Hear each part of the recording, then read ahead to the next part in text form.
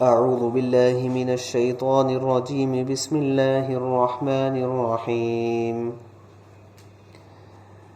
وكذلك يجتبيك ربك ويعلمك من تأويل الأحاديث ويتم نعمته عليك وعلى آل يعقوب كما أتمها على أبويك من قبل إبراهيم وإسحاق إن ربك عليم حكيم.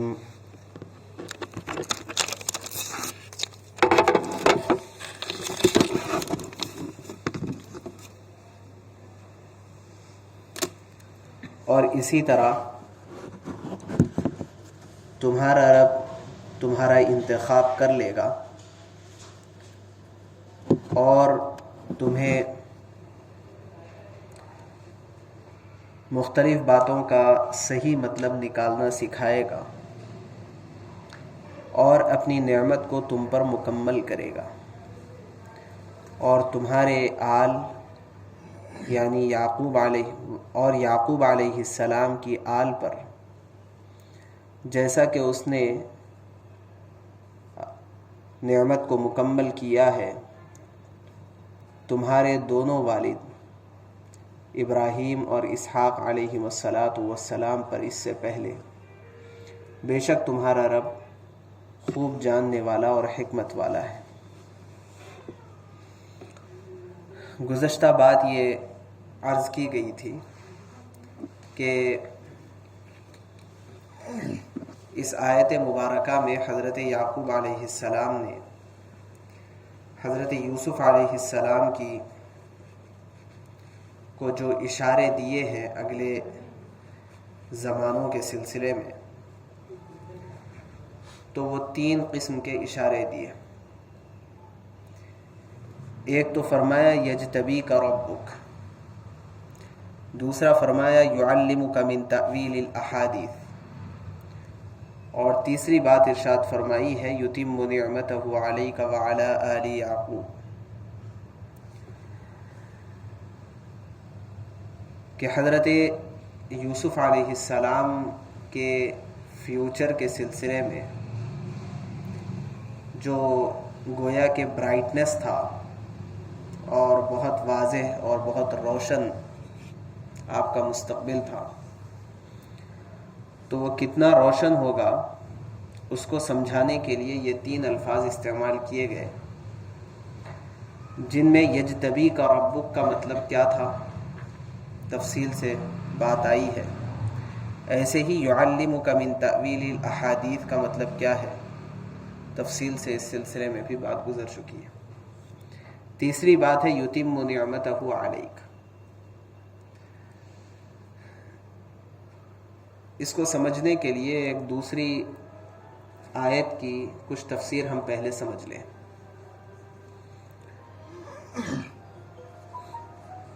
میدان عرفات میں عرفہ کے دن، جس دن جمعہ بھی تھا اور رسول اللہ صلی اللہ علیہ وسلم کا حج تھا، حجۃ الوداع کے موقع پر جو آیات نازل ہوئی ہیں، ان آیتوں میں آخری آیت تھی الیوم اکملت لکم دینکم واتممت علیکم نعمتی ورضیت لکم الاسلام دینا، یہ آیت نازل ہوئی۔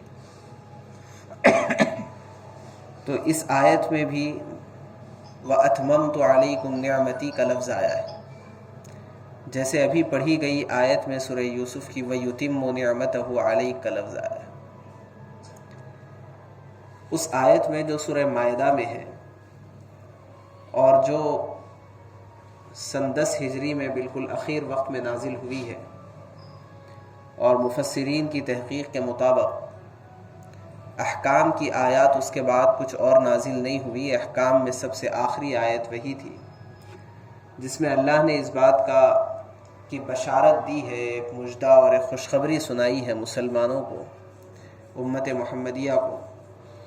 کہ آج کے دن میں نے اپنے دین کو مکمل کر دیا، اکملت لکم دینکم، میں نے اپنے دین کو تم پر مکمل کر دیا۔ دوسری بات اس آیت میں اللہ نے بیان فرمائی وَأَتْمَمْتُ عَلَيْكُمْ نِعْمَتِي، میں نے اپنی نعمت تم پر مکمل کر دی۔ یہاں پر ایک سوال یہ اٹھتا ہے کہ اکملتو کے معنی بھی مکمل کرنے کے ہیں، اتممتو کے معنی بھی مکمل کرنے کے ہیں، ان دونوں کے درمیان پھر ظاہری اعتبار سے فرق کیا ہے؟ اللہ نے دونوں کے لیے الگ الگ لفظ استعمال فرمایا ہے۔ علامہ راغب اصفہانی رحمۃ اللہ علیہ نے مفردات القرآن میں اس کی وضاحت فرمائی ہے کہ اکمال کے معنی ہے ایسا مکمل کر دینا کہ اس کام کی غرض پوری ہو جائے، غرض مکمل ہو جائے، جس غرض کے لیے یہ کام کیا جا رہا تھا وہ غرض کی تکمیل ہو گئی۔ اور اتمام کے معنی ہے کہ اب اس کے بعد پھر اس کام کی ضرورت باقی ہی نہیں رہی، مکمل ہونے سے مراد، اتمام سے مراد اب ضرورت کوئی باقی نہیں رہی، یعنی کوئی نیا دین اب آنے والا نہیں ہے۔ اتممت علیکم نعمتی، لیکن وہاں پر اتمام نعمت سے مراد یہ ہے کہ اب اس دین کا پوری دنیا کے اندر غلبہ ہوگا۔ اتمام نعمت سے مراد اس دین کا، یعنی دین یہ اللہ کی جانب سے نعمت ہے۔ اتممت علیکم نعمتی، تم پر میں نے اپنی نعمت کا اتمام کر دیا ہے، یعنی اس دین کا اب سارے عالم میں غلبہ ہوگا اور ظہور ہوگا، اس کی خوشخبری اس آیت کے اندر دی گئی ہے۔ جب اس تفسیر کو سامنے رکھ کر کے ہم یہ آیت پڑھیں گے تو اس سے بھی یہ سمجھ میں آئے گا کہ جو خوشخبری حضرت یعقوب علیہ السلام نے حضرت یوسف علیہ السلام کو اس خواب کے نتیجے میں دی ہے، 3 قسم کی خوشخبریاں دی تھی۔ ایک ہے یجتبیک ربک، دوسری خوشخبری دی تھی یعلمک من تأویل الاحادیث، جس کی تفصیل گزر چکی ہے۔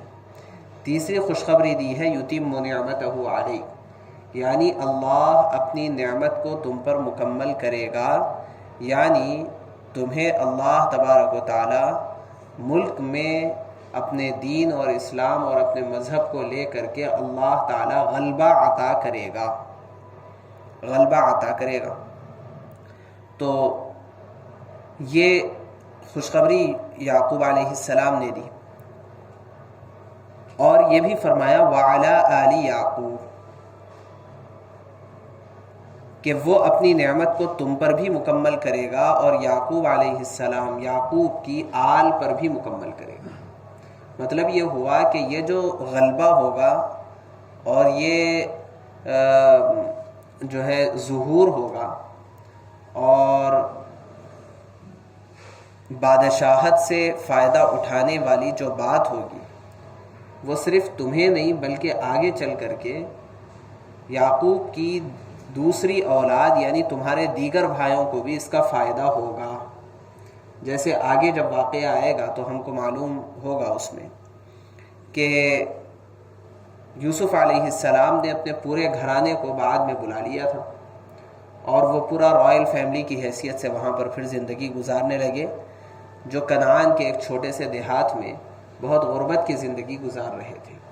اور چند ہی دنوں میں وہ ایک شاہی خاندان کے فرد بن گئے تھے۔ تو یہ ہو گئی۔ آگے فرمایا کما اتمھا علی ابویک من قبل ابراہیم و اسحاق، جیسے کہ اللہ نے اپنی نعمت کو مکمل کیا تمہارے دونوں باپ یعنی ابراہیم اور اسحاق علیہم السلام پر اس سے پہلے، یعنی جس طرح سے حضرت ابراہیم اور اسحاق علیہم السلام پر اللہ کی نعمتیں ہوئی ہیں، ایسے ہی تم پر اور تمہارے اور یعقوب علیہ السلام کی اولاد پر بھی ہوں گی۔ یہاں ایک غور کرنے کی بات یہ ہے کہ حضرت یعقوب علیہ السلام نے اس موقع پر اپنا نام نہیں لیا، آل یعقوب کہا، یعقوب نہیں کہا۔ آل یعقوب سے مراد یعقوب علیہ السلام کی اولاد، یعنی یہ نہیں کہا کہ جیسے مجھ پر اللہ کی بہت ساری نعمتیں ہوئی ہیں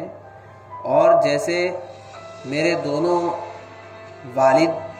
حضرت ابراہیم اور حضرت اسحاق علیہم السلام پر اللہ کی نعمتیں ہوئی ہیں، یہ نہیں فرمایا۔ دراصل اس کے پیچھے بات یہ ہے کہ جو لوگ تربیت یافتہ ہوتے ہیں اور جن لوگوں کی سوچ اور فکر اونچی ہوتی ہے، جیسے پیچھے بات آئی تھی، تو ان کو اس بات کا خیال نہیں ہوتا کہ جہاں کوئی اچھی بات ہو اور جہاں کوئی تعریف والی بات ہو وہاں کسی نہ کسی طرح اپنے نام کو کسی نہ کسی اینگل سے گھسا دیں۔ اگرچہ کہ حضرت یعقوب علیہ السلام کی شخصیت ایسی شخصیت تھی جو وقت کے نبی بھی تھے، بہت سارے کارنامے حضرت یعقوب علیہ السلام کے تھے، اور اوپر بھی انبیاء اور نیچے بھی نبی، دونوں طرف نبی، اور بہرحال وقت کے نبی ہونے کی حیثیت سے بہت زبردست بصیرت اور بہت زبردست علم، بہت زبردست تقوی، بے شمار محاسن اور صلاحیتوں کے مالک تو تھے، لیکن اس کے باوجود بھی اس جانب اپنی زبان کھول کر کے نہیں کہا کہ جیسے اللہ کی نعمت مجھ پر ہے، یعنی جہاں تعریف کی بات آتی ہے وہاں پر اپنا نام صاف انداز میں نہیں لے رہے۔ یہ دراصل حضرت یعقوب علیہ السلام کا کمال احتیاط ہے، اور جو بڑے ہوتے ہیں وہ بڑے اسی طرح اپنی اچھائیوں کو چھپاتے ہیں۔ اسی وجہ سے اللہ تبارک و تعالیٰ نے ذمہ داری لی ہے ان لوگوں کے سلسلے میں جو اپنی نیکی کو چھپاتے ہیں، ان کی نیکی کو اللہ تبارک و تعالیٰ ظاہر کریں گے، اور جب اللہ ظاہر کریں گے تو کوئی چھپا نہیں سکتا ہے۔ تو نیکیوں کو چھپانا یہ دراصل مقصود ہے، مطلوب ہے، تاکہ اس کے ذریعے سے اخلاص کمال درجے کا رہے۔ یہ ایک بات وضاحت کے ساتھ اس آیت کے اندر ہم کو ملتی ہے۔ اب اگلی جو آیت ہے وہاں سے حضرت یوسف علیہ السلام کا واقعہ شروع ہو رہا ہے۔ دراصل بہتر یہ رہے گا کہ ابھی تو ہم اس واقعے کا ترجمہ دیکھ لیں، اور پھر آہستہ آہستہ اس کے اندر جو نکات اور تفسیری فوائد ہے اس کو انشاءاللہ ہم آہستہ آہستہ پڑھتے رہیں گے۔ ابھی تو ہم یہ واقعے کا ترجمہ دیکھ لیں تاکہ ایک ساتھ پورا واقعہ ہمارے سامنے آ جائے جو ابتدائی واقعہ ہے۔ چنانچہ اللہ فرماتے ہیں لَقَدْ كَانَ فِي يُوسُفَ وَإِخْوَتِهِ آيَاتٌ لِلسَّائِلِينَ إِذْ قَالُوا لَيُوسُفُ وَأَخُوهُ أَحَبُّ إِلَىٰ أَبِينَا مِنَّا وَنَحْنُ عُصْبَةٌ إِنَّ أَبَانَا لَفِي ضَلَالٍ مُّبِينٍ اقتلوا يوسف أو اطرحوه أرضا يخل لكم وجه أبيكم وتكونوا من بعده قوما صالحين قال قائل منهم لا تقتلوا يوسف وألقوه في غيابة الجب يلتقطه بعض السيارة إن كنتم فاعلين قالوا يا أبانا ما لك لا تأمنا على يوسف وإنا له لناصحون أرسله معنا غدا يرتع ويلعب وإنا له لحافظون قال إني ليحزنني أن تذهبوا به وأخاف أن يأكله